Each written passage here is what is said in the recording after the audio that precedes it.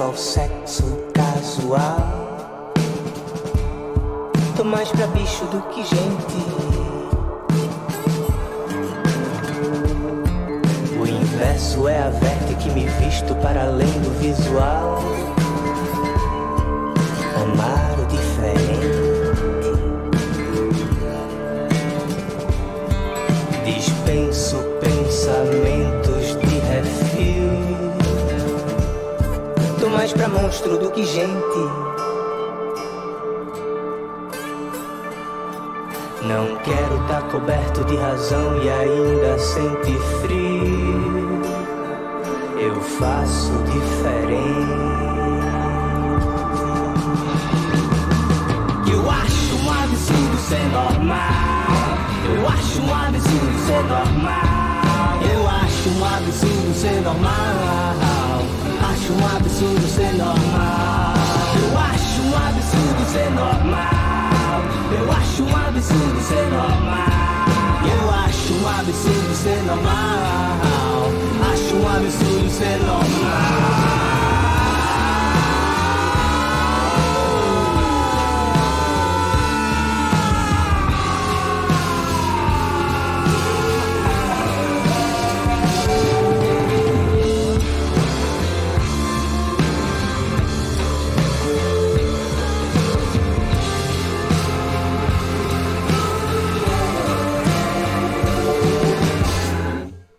Dez horas e 57 minutos.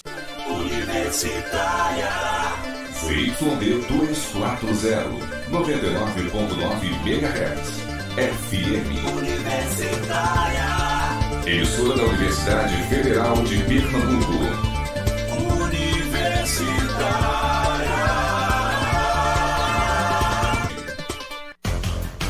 De segunda a sexta, das 6 às 7 da manhã, na Universitária FM, Roberto Souza apresenta o Redator Comunitário. Economia popular, inclusão social, acompanhamento online dos grandes jornais do país, destaques esportivos, a entrevista ao vivo, a renovação dos quadros dos formadores de opinião.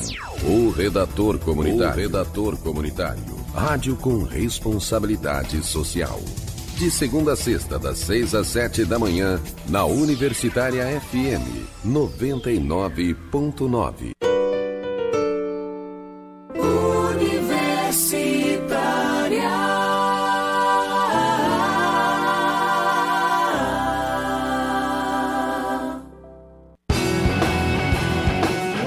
Programa Fora da Curva, jornalismo, crítica e diversidade.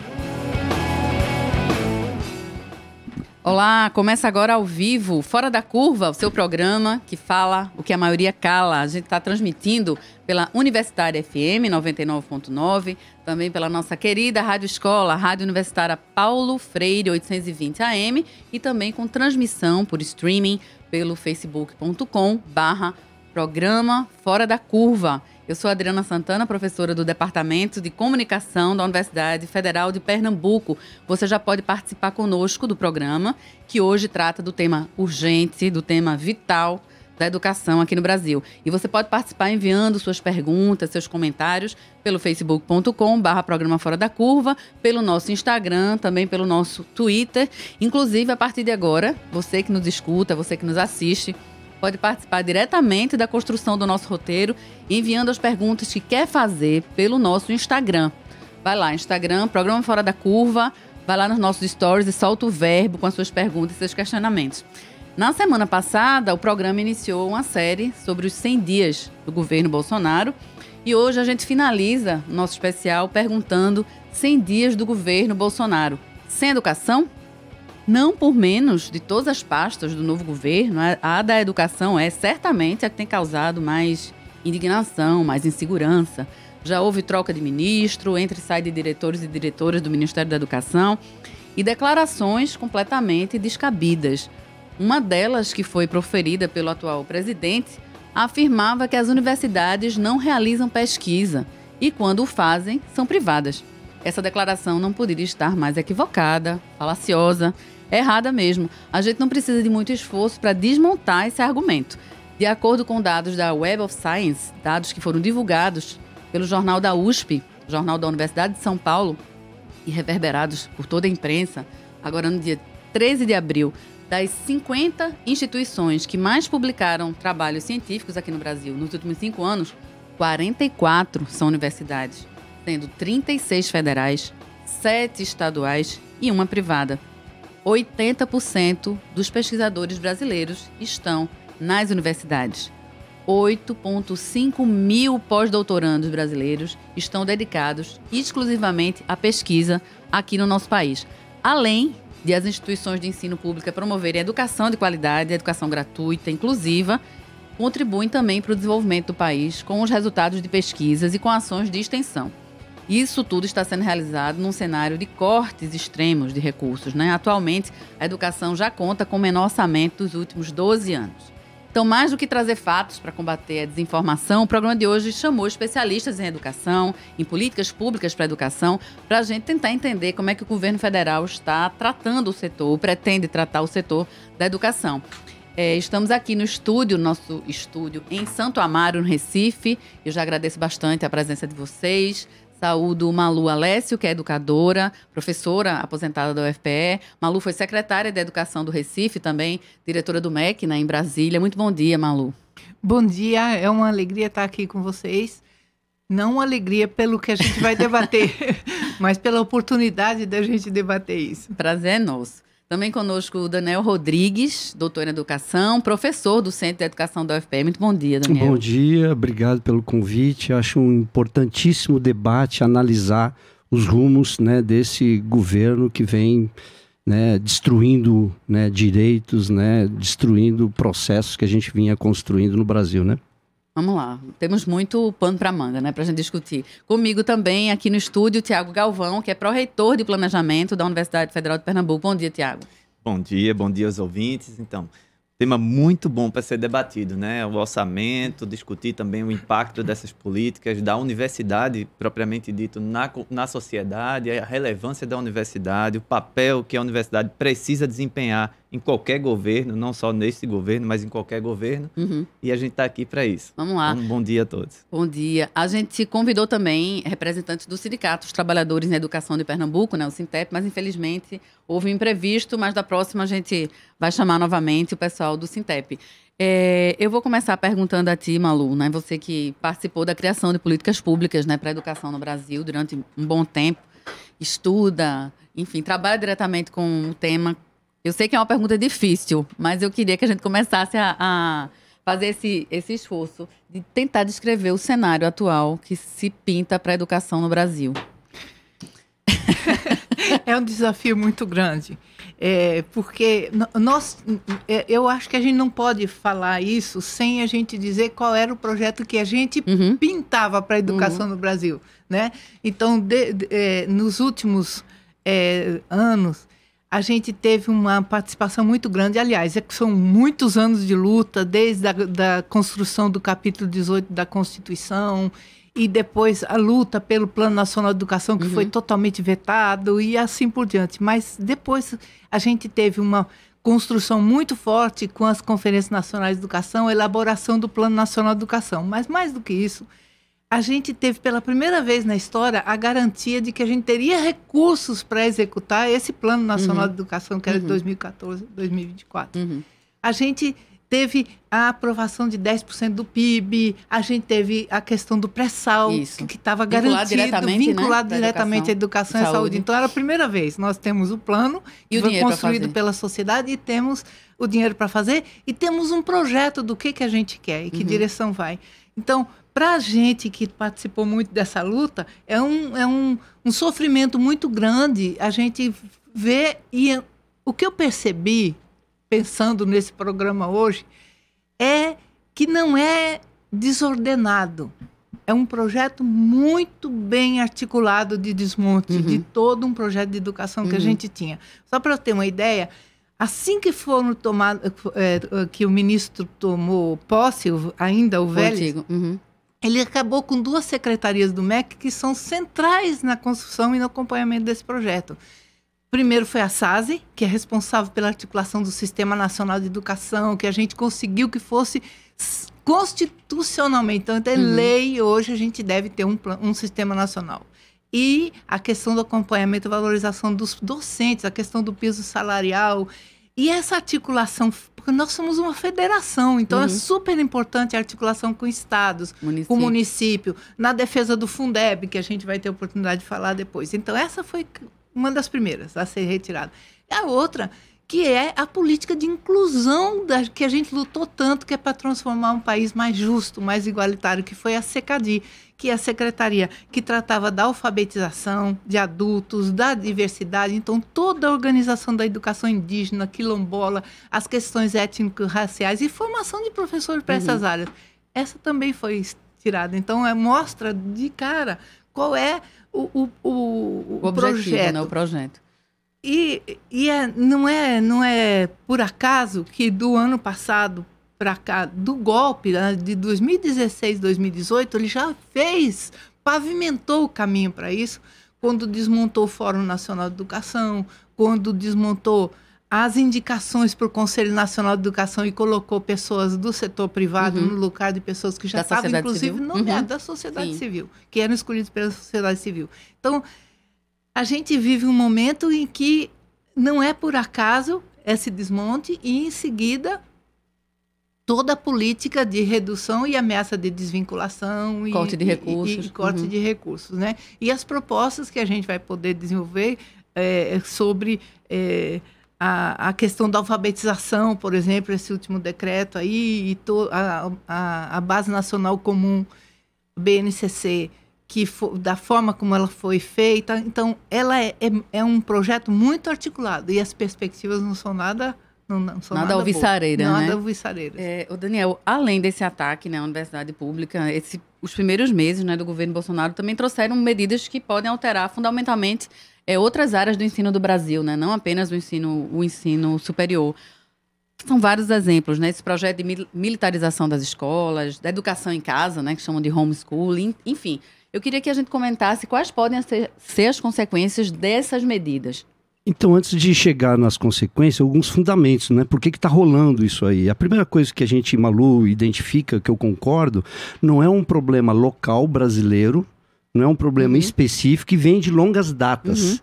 Então, a primeira coisa é um processo de apropriação da produção da riqueza da maioria. Como? Reforma da Previdência, reforma trabalhista, enxugamento dos gastos públicos, né? Para isso, esse processo que o atual governo já vinha em andamento, esse processo. Ele vai radicalizar e aprofundar, né? E aí tem um detalhe muito importante para a sociedade perceber.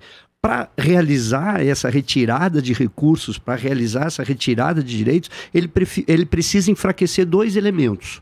O próprio serviço público, porque esse dinheiro vai cair na mão da iniciativa privada, e aqueles que contestam movimentos sociais, personalidades, todos aqueles que estão na oposição, que contestam esse tipo de política, também atrapalham esse projeto que é internacional. E acabam sendo criminalizados. Criminalizados. E uma coisa que eu até gostaria de começar falando a respeito da declaração que foi vinculada agora do novo ministro, Abraão, que ele fez no ano passado, em plena campanha, sobre que o Nordeste não necessitaria... filosofia, etc. Eu fui ver essa entrevista e tem um contexto maior, que me preocupa mais, porque eu acho que a gente entra um pouco nessa onda, que é, primeiro, eu resgatei lá em 2015... O MEC lá, o Ministério da Educação do Japão, ele vai propor para suas 86 universidades, sendo que 60 que tinha área de humanidades, ele vai propor para responder uma necessidade social e eficiência, fechar os cursos das humanas das universidades públicas de lá. Dessas 60 universidades que tinham humanas, 28, se não me engano, aderiram a isso. Qual era a justificativa? Olha, a gente precisa atender o mercado precisa ser fortalecido, esses tipos de cursos não dão conta. Tanto é que na fala do ministro Abraão, ele tá falando que quer jogar dinheiro no Nordeste, que quer jogar em eólica e tudo mais, e precisa formar a pessoa para agronomia. E eu acho que um pouco isso já vinha acontecendo no Brasil.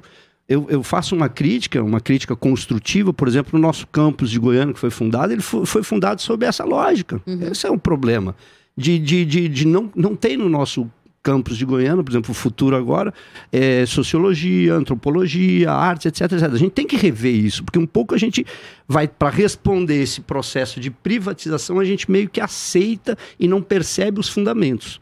Então, nesse sentido, quem está dando as cartas hoje, apesar dos conflitos, é o grande capital.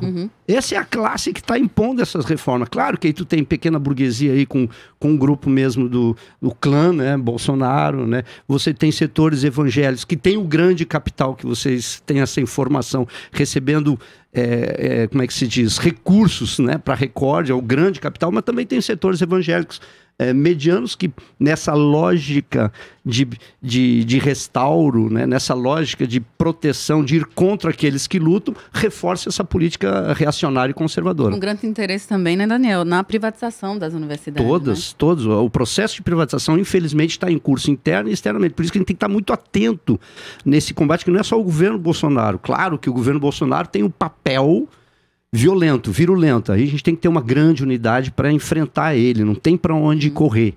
Mas a gente tem que estar atento a não cair, a não pensar que é o problema dessa pessoa. É um problema maior, como o Malu levanta. É um problema que o capital, na América Latina, vem para apropriar-se cada vez mais, a partir da sua crise, né, desses recursos. Sem dúvida. Tiago, você lida, né, diretamente com o aporte de recursos, com a aplicação dos recursos, né, nas instituições federais, destacadamente aqui na Universidade Federal. Eu queria te perguntar como é que as universidades têm sido atingidas com esses cortes realizados de 2016 para cá.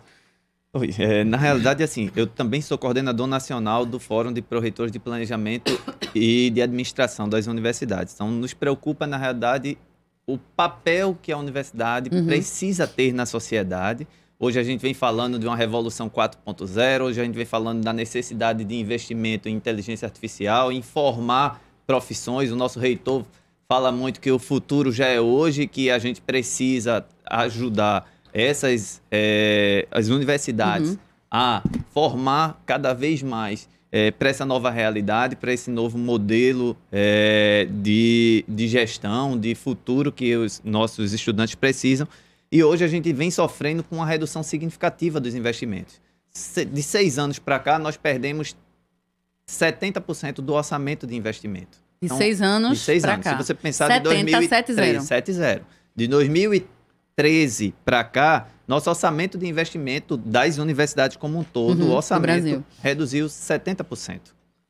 É um corte absurdo. Né? O orçamento previsto em LOA, né? Sim. Temos muita dificuldade de gerar. Então, o governo fala, precisamos arrecadar recursos, precisamos gerenciar recursos, mas a gente vem sofrendo com uma dificuldade imensa depois do teto dos gastos. Da PEC, né? Isso, da PEC. Por quê? Porque nós não temos como alternativas prever um orçamento em junho do exercício anterior do que é que vai ser gasto no exercício seguinte com um documento, como ele coloca, né? Então, assim, eles estão cada vez mais limitando a nossa inclusão de orçamento na LOA, de orçamento próprio arrecadado, ou seja, da estimativa de orçamento próprio. E quando esse dinheiro entra, a gente não tem um orçamento suficiente para poder utilizá-lo. Então, esse recurso arrecadado fica como excesso de arrecadação do governo e pode, como foi em 2018, ser utilizado para pagamento de pessoal foi inativo. Para outros fins, né? Para outros fins. Então, isso é uma dificuldade imensa. E a universidade tem um papel fundamental. É essa relevância que a gente precisa discutir. A relevância da universidade num papel transformador, seja na construção de políticas públicas mais efetivas nos municípios, que eu acho que é um desafio cada vez maior, a extensão, a pesquisa e a extensão está apoiando essa criação de políticas públicas também nos municípios. Seja, por outro lado, desenvolvendo a indústria, apoiando as empresas. A universidade também também tem esse papel. Então, esse desafio, hoje a gente está aí com expectativa de um corte de 25% no orçamento. Para o ano que vem? Para esse ano, 2019. Para o orçamento desse ano, que foi aprovado um contingenciamento de 25%. Então, a gente tem que discutir, debater, dialogar e demonstrar cada vez mais a importância desse orçamento, que já vem sendo contingenciado ao longo dos anos, mas que está sendo ainda mais esse ano e que pode colocar em risco a continuidade de atividades importantes das universidades. Gente, a gente está falando de recursos e muitas vezes as pessoas, né, a sociedade, não tem ideia ou porque não são informados, ou porque, enfim, a gente está informando mal, do que a universidade faz, né? Qual é o trabalho de instituição pública, que é aquilo que o Tiago estava começando a falar. E muitas vezes a gente escuta, vocês ganham demais, a universidade tem muito dinheiro, né? Eu queria que a gente discutisse o que faz a universidade, por que esses recursos chegam para a universidade, né? Qual o retorno que a gente dá à sociedade? É importante essa coisa do direito e privilégio. Parece que está todo mundo agora dizendo tudo é privilégio. Eu lembro que salário é privilégio. No golpe de 64, é bom até recuperar a história. No golpe de 64, todo trabalhador da iniciativa privada ou pública podia conquistar a estabilidade. Uhum. Você tinha um tempo maior por trabalhador, né? Chegava a 9, né? E depois de 9 anos ele era estável. Só podia ser demitido se ele roubasse, se ele fizesse alguma coisa muito, né, perigosa para a empresa. Mas, de resto, ele tinha estabilidade. Ou seja, um direito que foi solapado pelo golpe de 64. Claro, para solapar você bota alguma coisa em troca, FGTS, etc. Hoje é a mesma coisa para o servidor público. Né? Você coloca o servidor público, vocês têm estabilidade, é um absurdo, e não percebe que a estabilidade é o que garanta, era o direito de todo mundo, é a primeira coisa que precisa ser dito, foi uma perda. Segundo, é o que garante a gente poder ter um programa como esse aqui, um Fora da Curva, poder um professor poder falar livremente, debater, discordar. A gente tem que lembrar que ciência e arte só existe porque existe uma inconformação com um dado. Você quer melhorar alguma coisa, você quer mudar alguma coisa, você quer fazer alguma coisa. Então, nesse sentido, a ciência ela é crítica por natureza, né? Sem dúvida, Malu. Eu estava me lembrando das lutas da gente ainda no regime militar, entrando em greve e tentando dialogar com a sociedade sobre esse papel. Sim. Quando você perguntou isso, para mim eu me lembrei na época que eu era presidente da ADUFEP, sindicalista lá. Então, na verdade, se discute o seguinte, só a pessoa rica tem acesso à escola. Esse processo de inclusão foi muito recente, com as cotas, etc. E ninguém discute para o que a universidade serve. Exatamente. Qual é o seu produto. E eu me lembro de que, como era bom a gente conversar com as pessoas, que toda pesquisa que reverte para a sociedade, como vacina, toda a autonomia na distribuição dos remédios da AIDS, por exemplo, sem pagar royalty para fora, que foi uma coisa que foi uma independência total. Pesquisa em petróleo, né? A pesquisa em águas profundas da Petrobras foi a COP do Rio de Janeiro, da UFRJ, que fez. Então, aí dói mais ainda a privatização da Petrobras, quando a gente se lembra de que foi feito com investimento do pessoal da universidade. E a gente hoje vê que não se discute isso com a sociedade para ver se a gente fosse depender naquela ocasião da avaliação de agências externas, a gente nem tinha feito perfuração porque era considerado, tem artigos dizendo que era absolutamente improdutivo, pré-sal não existe, né? Então, a gente vê a autonomia das vacinas, a Fiocruz que está com os cortes dramáticos agora e tudo, e que a gente sabe que a formação... Então, não é... Cada vez que você vai a um médico, que você vai construir alguma coisa, que você tem um engenheiro, tem um médico, isso é fruto da formação da universidade. E o próprio pensamento crítico também, né? O pensamento crítico na própria formação, né, da luta contra o analfabetismo, né? Foi aqui na UFPE um dos grupos mais interessantes para... estratégias... Paulo Freire. Uma das estratégias mais fortes do MEC a partir de 2004 foi constituir uma rede nacional de universidades públicas, tanto estaduais quanto federais, para a formação de professores em efetivo exercício, garantindo essa formação de uma maneira que não era atravessando com recursos, na produção de material brilhante que a gente tem para os anos iniciais e da elaboração da política, entendeu? Que está sendo toda desmontada no confronto. Isso aí que você está falando, que foi o pacto, né? O pacto federativo de avaliação e de formação de professores, teve um impacto enorme, né? Saiu agora os outros indo, impacto enorme na alfabetização das crianças, mas já naquela época os setores privatistas disputavam através do nome do método, um método era diferente, não poderia ser utilizado, que é esse debate que volta agora, mas no fundo, o que estava colocado eram os recursos. Eu estava coordenando, só para encerrar, eu estava coordenando um programa que foi de mais de 2 bilhões de reais, que foi o Pacto Nacional de Alfabetização na Idade Certa, E o confronto com a iniciativa privada. E aí é onde está essa discussão desse decreto que ele baixou agora, da alfabetização acima de tudo, que é para alfabetizar, e na verdade no método fônico, é material estruturado que disputava com a gente, com as universidades, lá em 2012, quando a gente começou esse pacto, com um artigo publicado na Folha de São Paulo. A gente tinha autonomia de produzir, produziu, inclusive, coordenação aqui do CEL, da Universidade Federal de Pernambuco, que foi uma honra para a gente, todas as universidades, e artigos publicados dizendo que era uma opção ideológica estar trabalhando com as universidades públicas, porque eles queriam vender o material. Sim, agora, privado. Esse programa está sendo todo montado para a iniciativa privada. Em cima dessa mesma lógica, né? Gente, a associação do investimento alto e programática em educação com o desenvolvimento de um país é evidente, né? É inegável, né? Só para ficar num exemplo de vários estudos, o economista Thomas Piketty, francês, né, num estudo extenso, ele realizou esse estudo durante vários anos, publicou o livro Capital do Século XXI, ele realizou analisando as economias de dezenas de países. E ele chegou à conclusão de que o que reduz a desigualdade no mundo, o que reduz a desigualdade nos países, são os processos de difusão de conhecimento e os investimentos na qualificação e formação de mão de obra. É escola, é universidade, né? E a gente vê, e eu queria retomar a discussão com o Tiago, esses cortes paulatinos, esses cortes dramáticos, né, nos recursos das universidades, nos levam, não é preciso raciocinar muito, nos levam a um fosso, né, de desinformação, de falta de qualificação e de queda no desenvolvimento, né? E a gente precisa, eu acho, né, que é papel da universidade pública, é papel de um programa como Fora da Curva, é papel de quem se interessa por informação, informar o que pode acarretar esse corte de recursos. Não é só a universidade vai deixar de pagar tal coisa, né? Isso é um impacto direto na sociedade, né, Tiago?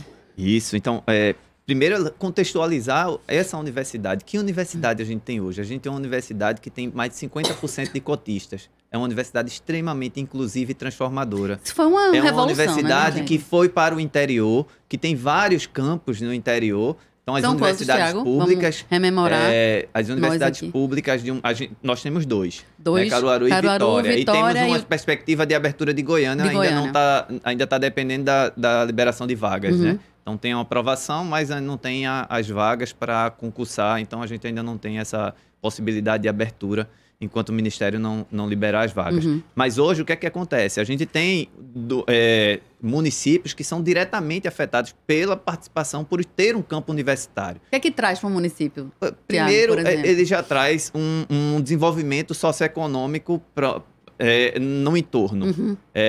Fora isso, você tem uma participação em extensão, as universidades começam a trabalhar em extensão, alunos matriculados que não teriam condições de vir para Recife, já podendo cursar medicina, como é em Caruaru. Sim. Um impacto imenso do curso de medicina em Caruaru, não só para o município de Caruaru, mas para todos os municípios vizinhos. Inclusive, o curso de medicina de Caruaru coordena, né, o programa Mais Médicos. Coordena não, mas ele faz avaliação. Tem um impacto. Tem um impacto muito grande, né, no acompanhamento dos residentes e dos médicos. Então, não é só a relação da universidade com seus alunos unicamente, né? Então, se você pegar o FPE propriamente dita, você tem 48% de alunos que estudaram o seu ensino médio em escola pública e entraram na universidade. Isso é um dado importantíssimo. É um dado fora de série, né? E 50% são mulheres, né, dos nossos estudantes. Então, você tem um público muito, muito interessante, um público que é quem a gente realmente precisa transformar. Você dá oportunidade, você gerar renda.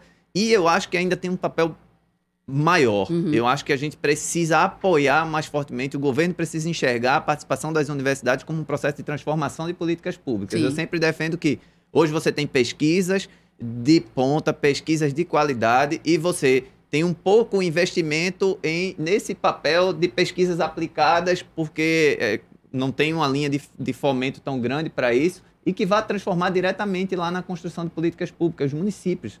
Você tem 185 municípios que deveriam estar trabalhando intensamente com a universidade, mas você tem uma legislação que não permite. Você trabalha hoje em teto dos gastos, onde você não pode receber recurso do município, porque você não vai ter a segurança de que aquilo vai ser utilizado, aplicado. Já melhorou 2019 em relação a 2018. Por quê? Porque pelo menos com a nova LDO a gente tem a segurança de que o que entrar vai poder ser utilizado. Explica aí para o ouvinte. A LDO é o quê? A Lei de Diretriz Orçamentária, ela já tem essa previsão de que o recurso arrecadado, desde que tenha previsão orçamentária, ele é obrigatório. Ele vai poder ser liberado, obrigatoriamente vai ser liberado. O que não era assim até o ano passado. Mas, mesmo assim, a gente tem a restrição do teto do orçamento. A gente está trabalhando nacionalmente para que isso tem uma PEC da deputada Canziani, tenta me lembrar o nome dela.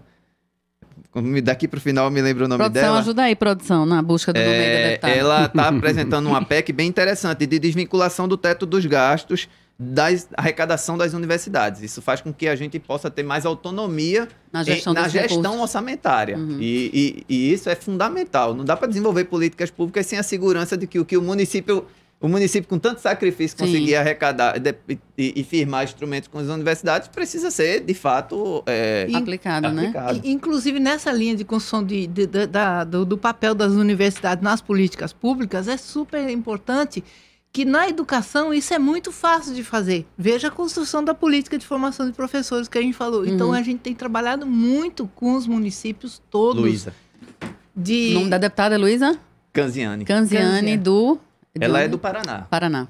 Então, isso já tem sido construído e realmente é a coisa...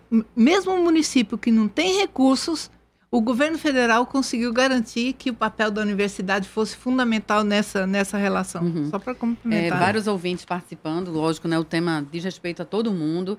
O ouvinte Adriano Bezerra diz que o governo não tem projeto nenhum para educação. A gente meio que desconstruiu essa lógica aqui, que existe um projeto, mas não é um projeto inclusivo, né? E outras coisas mais. Não seria um projeto democrático. O ouvinte Adriano Nascimento, para o desgoverno, as universidades deveriam ser para a elite. Foi inclusive uma fala, né, do ex-ministro, o Vélez, né, que a elite é que deveria ocupar as universidades brasileiras, não há necessidade de universidade para a população. Tem uma pergunta aqui, Nath, para eu fazer. Comentários aqui de Adresse. Mais uma vez, de Adriano Nascimento. É uma pergunta, é um comentário que a gente pode desenvolver aqui como diálogo. O PENAIC, é isso, gente, que fala? PENAIC. É o Pacto Nacional da Alfabetização na Idade Certa. Esse que a gente estava falando. Que eu falei. Foi desmontado, as prefeituras e estados estão repletos de projetos privados caríssimos que serão implantados sem nenhum diálogo prévio com os professores, que é isso que o Malu falava. Exatamente.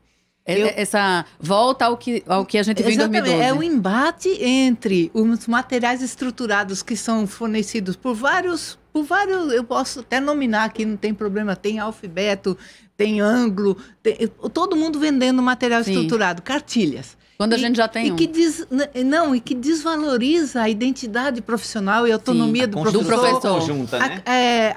O projeto pedagógico da escola é completamente desrespeitado. Aquilo que é previsto, inclusive, na LDB, que é a Lei de Diretriz e Base da Educação, que o professor tem autonomia pedagógica.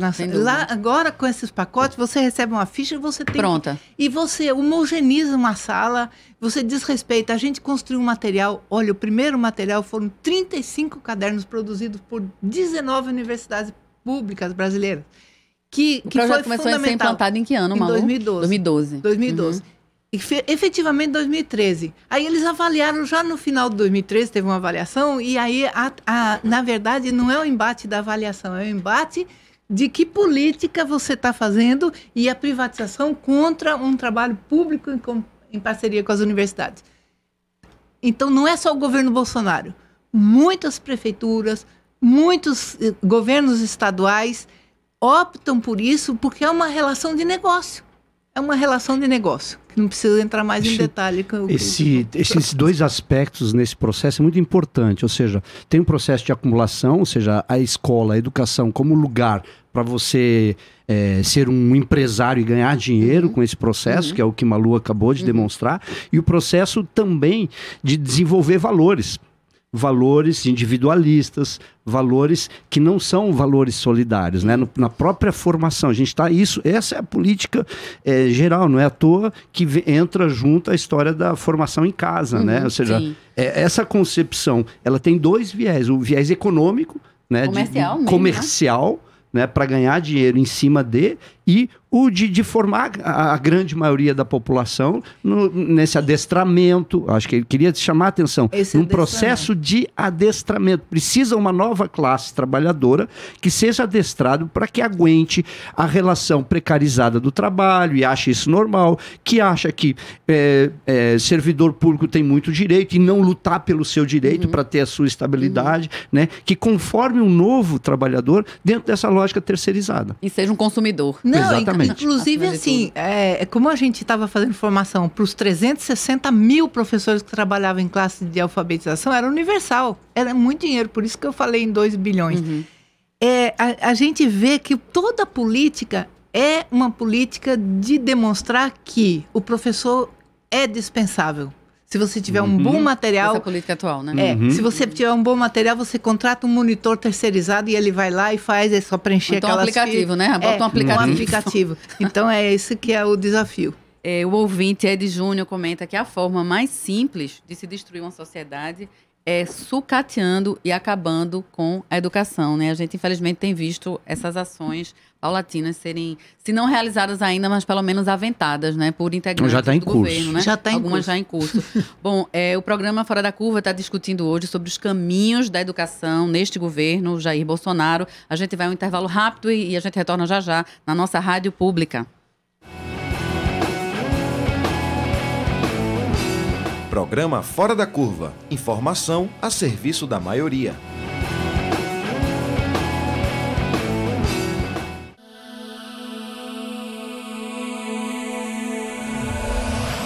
Universitária FM 99.9.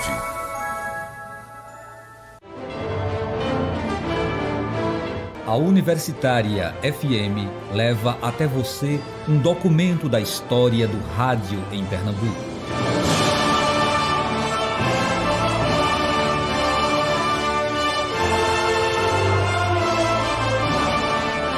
O Homem de Nossas Vidas. Minissérie radiofônica em 5 capítulos. Estrelada pelas mais marcantes vozes da Era de Ouro do rádio-teatro em nosso estado.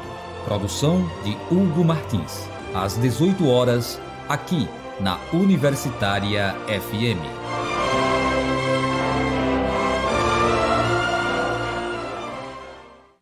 A 99.9 FM apresenta Vim aqui só pra dizer Geraldo Vandré, o homem que disse não.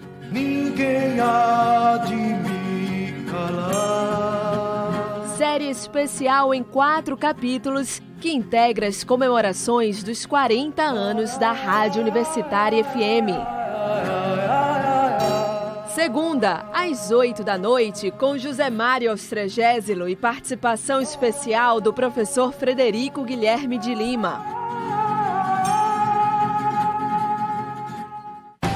Todo recém-nascido precisa tomar a vacina para evitar o rotavírus. Verdade. No mundo, o rotavírus é uma das principais causas de diarreia grave em crianças menores de 5 anos. Pense bem, é melhor prevenir do que remediar. O Ministério da Saúde disponibilizou ao todo 19 vacinas que previnem mais de 20 tipos de doenças. Hepatite, rubéola, sarampo, cachumba, febre amarela, difteria, tétano, coqueluche, dentre outras. Toda a família deve ser imunizada. É de graça. Basta ir a uma das 37 mil unidades de saúde do país. Contra arrependimento, não existe vacina. Acesse saude.gov.br/vacinação e saiba mais. Amor, Henrique, acorda. Já são 3 da tarde, está na hora de votar. Nossa, já tá na hora de votar de novo. Já, amor, levanta e vai. Depois você dorme outra vez. Ótimo, amor. Agora pode voltar a dormir. Na próxima eleição, te acordo de novo. Não acorde apenas de 2 em 2 anos. Seu dever continua depois do confirma. Acompanhe os candidatos eleitos para que as promessas feitas sejam cumpridas. Ficar de olho em quem foi eleito é um dever seu com a democracia. Justiça Eleitoral.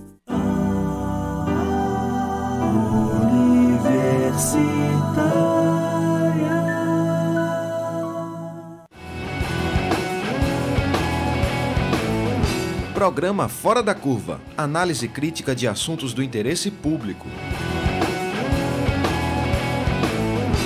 Voltamos agora ao vivo com o programa Fora da Curva pela 99.9 FM, 820 AM, Rádio Paulo Freire, e também pelo facebook.com/programa Fora da Curva.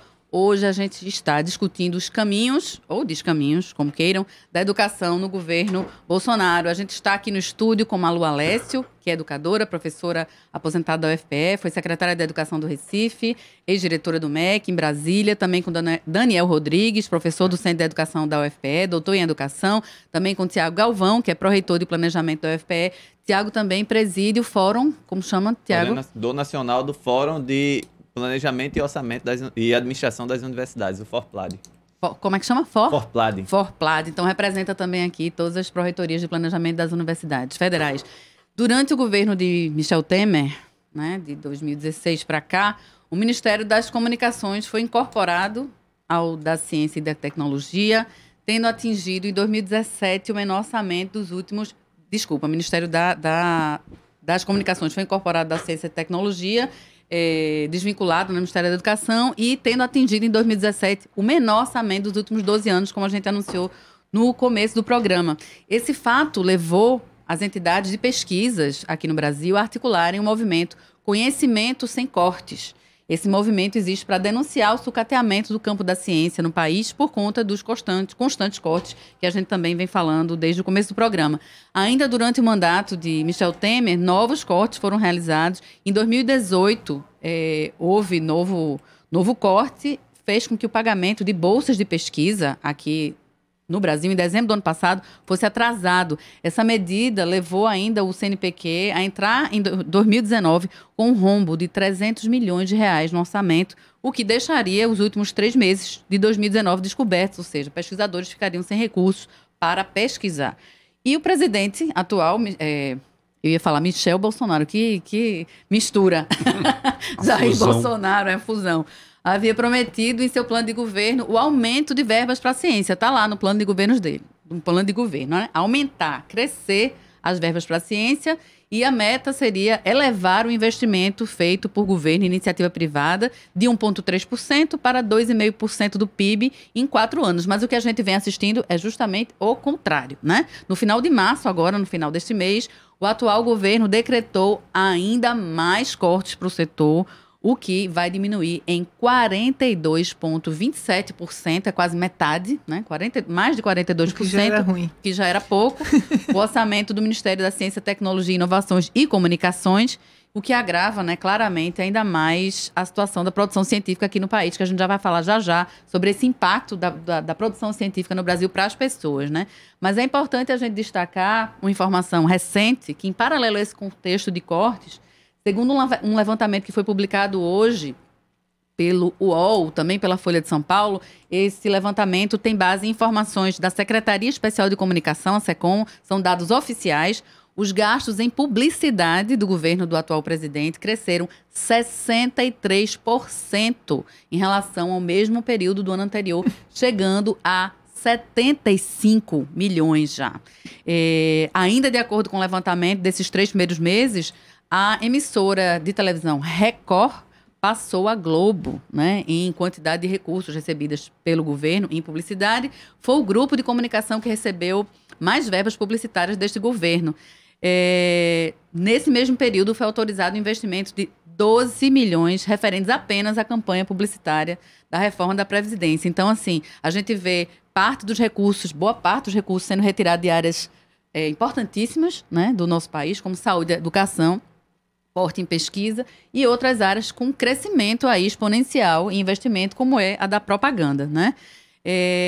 Eu queria agora que a gente começasse a trazer outras questões para o ouvinte. A gente falou dos impactos, né? A importância da universidade pública, né? Do investimento da educação na vida das pessoas. E eu queria que a gente discutisse também sobre os impactos da ciência na vida das pessoas, da ciência que é produzida nas universidades, nos institutos públicos de pesquisa. A gente tem uma informação aqui realizada a pedido da CAPES, uma informação que foi levantada pela Clarivate Analytics, que indica que no Brasil, de 2011 a 2016, aqui no Brasil foram publicados mais de 250 mil artigos científicos em todas as áreas de conhecimento. Esses artigos estão disponíveis na base de dados Web of Science. E essa quantidade coloca o Brasil como o 13º maior produtor de publicações de pesquisa, né, que a gente chama de papers, em nível mundial. É uma classificação muito importante, principalmente se a gente leva em consideração a falta de recursos ou os cortes paulatinos de recursos, né? Tiago, como é que a gente pode mensurar o impacto da pesquisa científica realizada nas universidades para as pessoas, para a vida das pessoas? Primeiro falar que isso representa 90% nas universidades, representa 90% das produções científicas do país, né? Então, isso. É um dado importante. Então, então, a gente tem a ciência produzida por uma área que é extremamente estratégica para qualquer governo, também para qualquer país. Sim. Então, a gente precisa buscar cada vez mais formas de investimento nessas pesquisas e de aproximação dela, ou seja, em termos de diminuição da burocracia, em termos de geração de receita também, geração de projetos, isso é importante também, mas é buscar essa interação com a sociedade. Então, a gente falou da indústria 4.0, revolução 4.0. Como sem investimento? Sem recurso. Sem recurso. Como é que a gente vai apoiar as empresas? Então, recentemente teve a questão dos fundos patrimoniais. Teve 2 itens vetados. Um era a participação das fundações de apoio no processo e o outro era a questão do incentivo fiscais. Esse veto precisa ser discutido. Explica esse veto. O que é que vai acontecer a partir de agora com esses 2 itens vetados? É que você deixa de fomentar a participação de empresas que queiram investir, porque ela não tem nenhum tipo de incentivo fiscal. Como tem, por exemplo, na lei de informática. Como tem então, são itens que poderiam estar proporcionando maiores pesquisas nas universidades, maior interação com a sociedade, com os municípios. Então, o grande impacto da falta de recurso hoje é que a gente tem uma diminuição de orçamento de pesquisa, CNPq, FINEP. E o que acontece? Várias das pesquisas que estão em andamento, elas precisam ser continuadas. Vários laboratórios precisam ser construídos e outros precisam ser mantidos.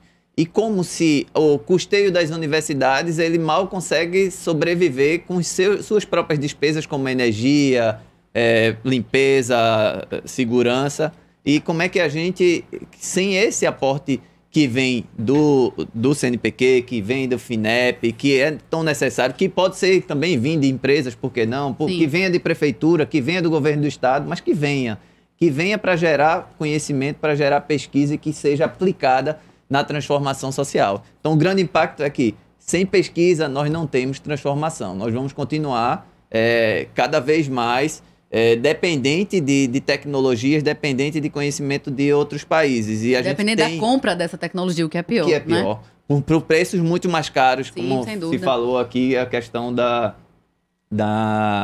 do medicamento, né, para AIDS. Isso. Então, a gente precisa investir em geração de conhecimento. E temos um grupo extremamente qualificado dentro das universidades públicas, não só da federal, mas principalmente de estaduais também, juntando isso a uma força grande de transformação e de pesquisa do país. É isso, gente. A gente está falando muito dos desmontes, né? Porque são muitos, a gente precisa falar, mas eu queria que a gente também falasse dessas articulações, dessa rede de articulação que a gente tem, que ainda existe, que eu acredito que esteja bastante ativa, né? Em defesa da educação no Brasil, em defesa das universidades. Como é que vocês têm acompanhado? Vocês têm participado desses movimentos? Veja, o que é que a gente pode fazer? Eu vou me deter basicamente na educação, que é o meu campo, né? Então, a gente viu, depois do golpe de 2016, por exemplo, o desmonte de uma das coisas mais importantes, que era o Fórum Nacional de Educação, que tinha sido previsto em lei, que não existia antes, né? E que foi desmontado, né? Mas a gente reagindo, tem o Fórum Nacional Popular de Educação, que se reúne, e todas as entidades ligadas à educação, o Daniel pode inclusive complementar, em cada coisa eles emitem, então, notas de repúdio, explicando, tem reuniões previstas. Continua atuando. Vai ser a resistência que vai garantir. Porque senão a gente não tem. Os sindicatos vão precisar resistir muito ao desmonte. Na área da educação, a questão do piso salarial vai ser fundamental, porque ele vai tentar mudar. Já tem vários projetos de lei querendo alterar. E alterar o piso salarial dos professores. Alterar o piso salarial, a forma de correção do piso salarial dos professores. Então, nós temos que cada vez mais atuar em conjunto, trabalhar juntos para poder resistir. Porque com relação, eu me lembro nessa relação de medicamento, eu me lembro uma vez uma indústria de Caruaru de medicamentos, que ela disse que tentou comprar os direitos, né, de uma produção de medicamentos no exterior e se tornou completamente inviável, porque era tão caro. Né? Ele descobriu um professor que tinha feito um doutorado numa pesquisa de ponta lá no Ceará e ele trouxe a tecnologia para ele de graça praticamente, com a pesquisa, financiando a pesquisa dele. Então, essa relação não é só em medicamentos, é na educação, por exemplo. Em 2004, quando se decidiu que a formação de professores em efetivo exercício deveria ser feita pelas universidades, a primeira coisa foi um edital para constituir grupos de pesquisa na área de alfabetização.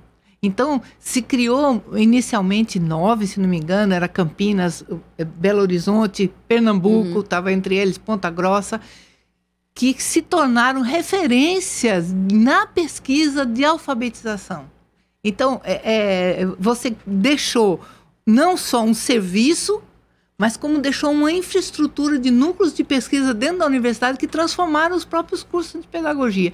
Então, mas foi financiamento. Sim, então, você não faz um trabalho com a universidade para que ela faça alguma coisa sem pensar também em fazer com que ela se constitua como base de produção de conhecimento. Isso é fundamental.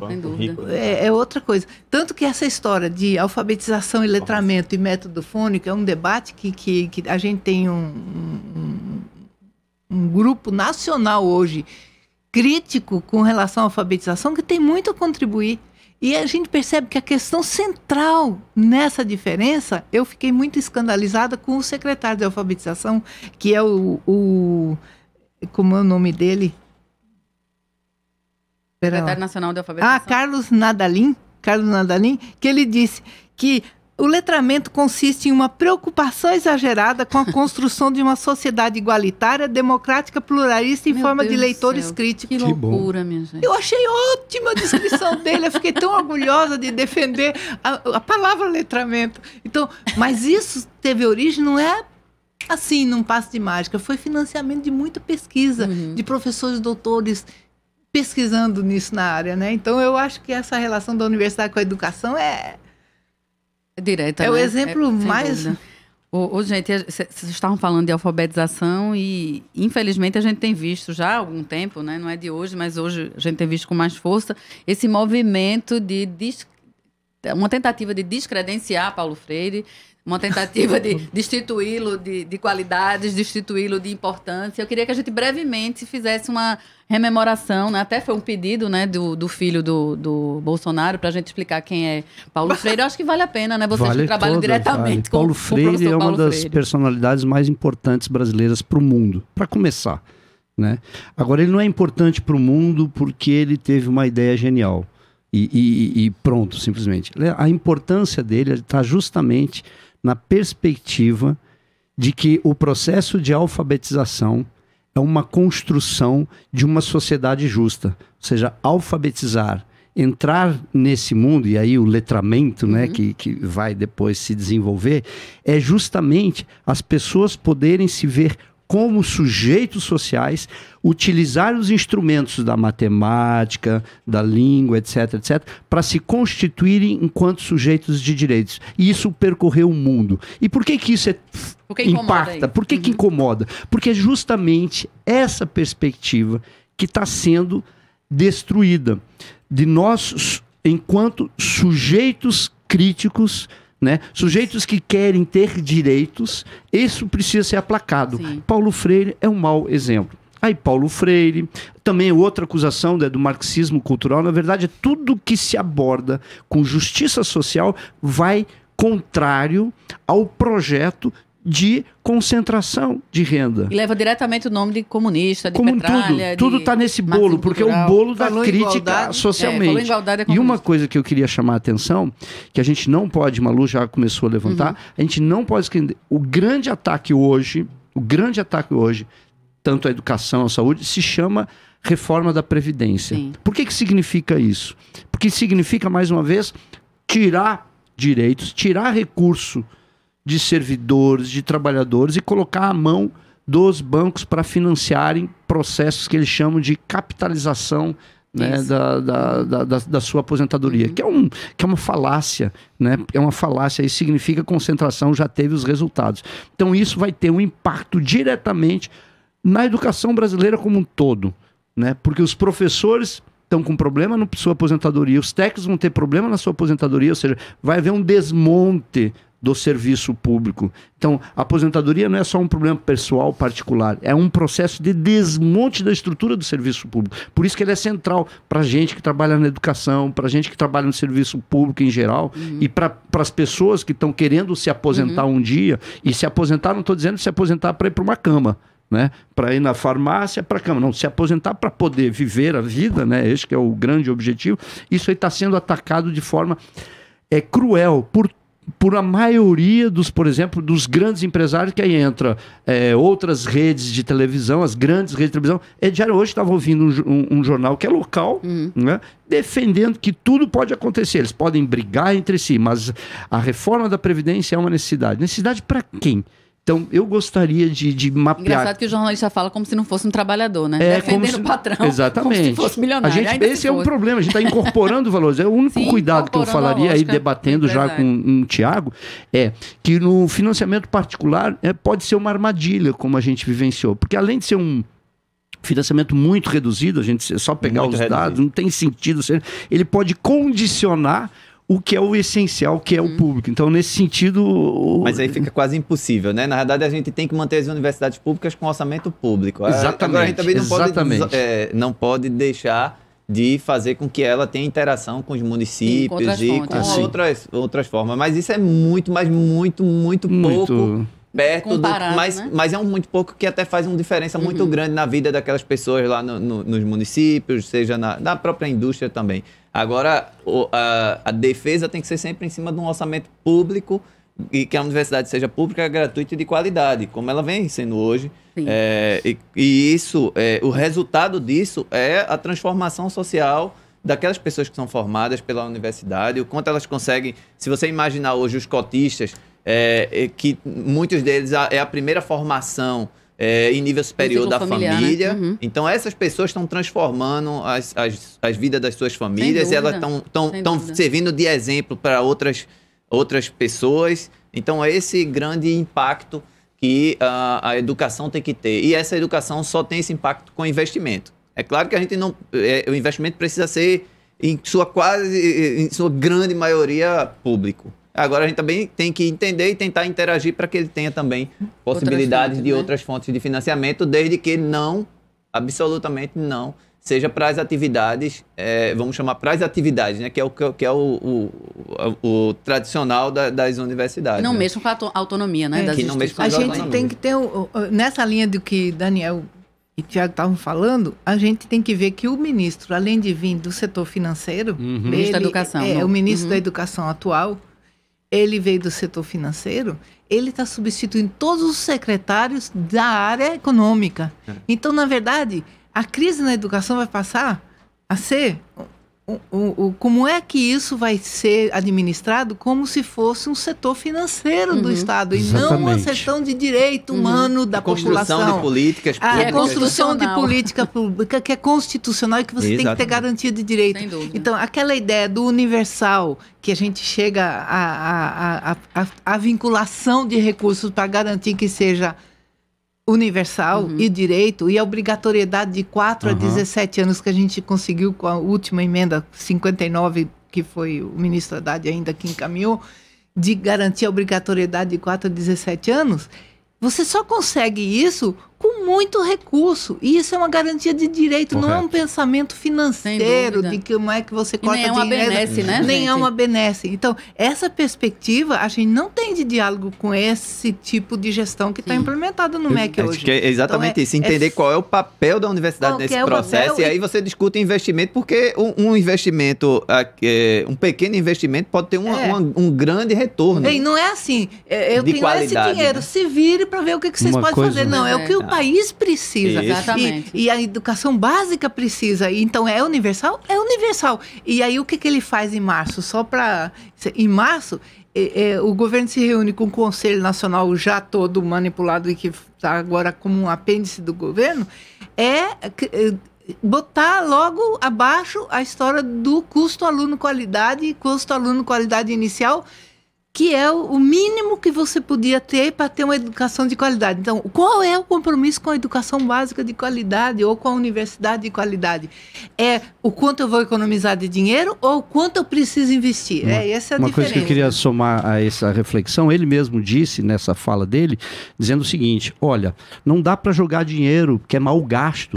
A gente precisa ter a demanda concreta e a gente vai ver a eficiência, ou seja, todo modelito... Viramos empresa, né? A educação virou empresa. Não, e esse modelo ainda ganha muitas pessoas, que as pessoas pensam que é assim que funciona. Não, porque você acaba com a credibilidade do serviço público através das críticas absolutamente inadequadas. Você quebra as pernas de uma pessoa e bota ela para correr...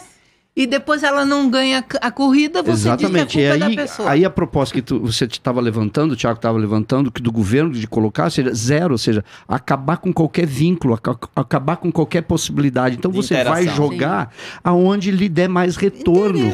Ou seja, quem vai num país empobrecido, injusto como o nosso, onde é que estão as minas de ouro? São aqueles que ganham dinheiro sempre. Então, nessa lógica... Eles sempre ganharam, né? Hoje mesmo no orçamento, se a gente olhar novamente o orçamento, não foi modificado nada o pagamento de juros, está intocado lá. Então, quando, por exemplo, discute previdência, educação, não se discute a questão do pagamento, de amortização da dívida, essa questão que é central. Novo perdão aí está sendo aventado as grandes dívidas do agronegócio. A gente está falando, assim, a gente está falando de importância da universidade, é isso que a gente está falando, né? Exatamente você chegar... no município e no município você ter ali de fato referendada a importância das universidades, as pessoas conhecerem qual é o papel da universidade, quais são os produtos, como a universidade está impactando a sua vida, como ela pode impactar a vida de outras gerações, da geração de seus filhos. Hoje, se discutir orçamento, o orçamento das universidades ele é muito grande. Não, 25% do orçamento, quando a gente fala comparação de universidade, 25% do nosso orçamento é para pagar inativos, é para pagar aposentados e pensionistas. Então, é um impacto do orçamento das universidades como um todo. Então, se você for comparar, por exemplo, com uma faculdade particular, ela não tem esse despesa. Essa despesa do sistema, não é dela. Gente, a gente está quase terminando e eu queria deixar esses últimos minutinhos para vocês fazerem uma falinha final e conclamar as pessoas a participar desse debate, né? Da importância da educação e da universidade. Então, obrigado, né? A importância, duas coisas. Primeiro, informação, fazer esse debate, entender que não é simplesmente um desgoverno, é um projeto internacional articulado com características locais, né? Uma coisinha mais estranha, né? Mas muito fundamentado, e que só temos uma alternativa. A gente vai ter que se organizar para enfrentar e lutar, ou no sindicato, ou nos partidos, ou nas associações. Não temos muitas opções. A gente vai ter que somar esforços para poder salvaguardar alguns direitos, né, que estão sendo destruídos. Isso vai ter um impacto. O pior não é isso, não tem impacto imediato, tem impacto imediato e de médio e longo prazo. Então, sorte para a gente e a gente vai se vendo nas lutas todo dia, né? Eu endosso que Daniel falou e gostaria de acrescentar que o desafio da gente vai ser muito da comunicação. Por isso a importância de um programa como esse Fora da Curva. Como é que a população vai entender, por exemplo, essa proposta da homeschooling, quer dizer, a educação em casa? Como é que a pessoa vai entender que uma mãe que trabalha vai poder ficar com a criança, ou vai ficar sem a merenda, sem os livros didáticos, sem o contato social? É um projeto de exclusão ou um projeto maquiavélico de jogar na mão das igrejas de canto de rua, de não fundar uma escola e se oferecer para fazer o homeschooling dessas crianças? Então, a comunicação é fundamental para a valorização do professor, valorização da escola. Então, esse descrédito da escola pública é fundamental que a gente vá para a população, que ajude a dizer é seu espaço, é o espaço mais democrático e republicano que a população tem no seu bairro. Eu queria agradecer e parabenizar o programa, né? É exatamente o que a professora está falando, comunicação. Acho que a sociedade precisa entender esse papel das universidades, entender o quanto a universidade impacta na sua vida, vai impactar na vida de outras gerações, com pesquisas na fronteira do conhecimento, com áreas que a iniciativa privada não teria nenhum tipo de interesse, porque não é mercadológico, em atuar. E a gente precisa fazer isso. Então, é um projeto que a gente vai precisar trabalhar junto, a gente vai precisar que a comunidade acadêmica entenda a importância de debater cada vez mais, de mostrar cada vez mais o seu papel, a sua pesquisa, o quanto ela está sendo diferenciada e o quanto ela está trazendo de benefício para a sociedade. E conversar, eu acho que o diálogo é importante. O governo tem aí 100 dias, mas a gente precisa trabalhar, vai precisar dialogar. É o governo atual, é quem vai gerir as políticas públicas e é com quem a gente vai precisar conversar ou pelo menos demonstrar ou confrontar em alguns conversa tá difícil nesse caso. Conversa tá difícil. Mas assim, tá mais de apresentar. E a gente vai precisar de números e de uma sociedade que entenda o papel da gente para poder demonstrar, para mostrar para o próprio governo o quanto a gente é importante e o quanto a gente precisa ser referendado enquanto universidade pública, gratuita e de qualidade. Sem dúvida. Gente, muito obrigada a vocês. Obrigado. Muito obrigada a Malu Alessio, Daniel Rodrigues, Thiago Galvão pela participação. Voltarão outras vezes para a gente discutir esse tema vital mesmo, né? Vital para o Brasil, vital para a gente, para a nossa geração e para as futuras. A gente vai ficando hoje por aqui. O programa de hoje foi produzido por Ed Rodrigues e por mim, Adriana Santana, apresentado por mim. No estúdio, apoio sempre incondicional, maravilhoso de Nath Sonati, nossa aluna do curso de jornalismo. Nas redes sociais, nossas alunas e alunos de comunicação da UFPE. Na técnica, Chico Rocha e Geraldo também. A gente vai reprisar o programa às 9h de hoje, para quem não conseguiu assistir agora, aqui pela 99.9 e também pela Rádio Universitária Paulo Freire. Muito obrigada pela presença de vocês, pela audiência. Boa tarde. Coragem, a Terra está rodando e é redonda, viu? Não é plana, não. Muito bem, muita coragem mesmo. Obrigado. Obrigada.